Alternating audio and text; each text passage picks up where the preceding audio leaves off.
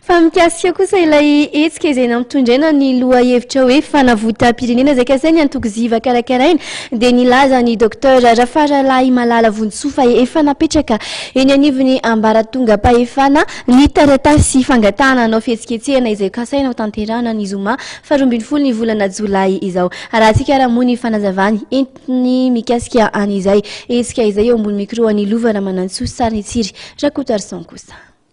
Tafapetraka any amin'ny commune zany ny fangatahana ny anaovan'ny vahoaka fanavotam-pirenena etsika lehibe iraisan'ny malagasy moniny eto Antananarivo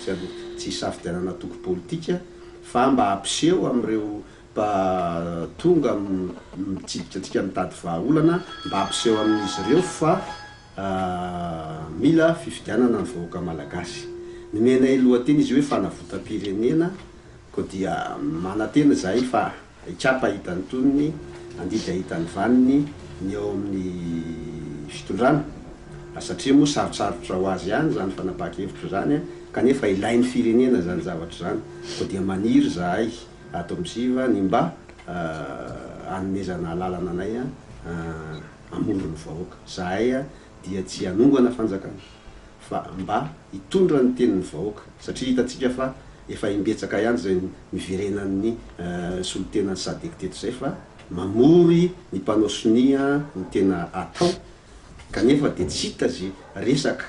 tapaka am'zany fa de mody maina aloha izy de miverina ndray ka isika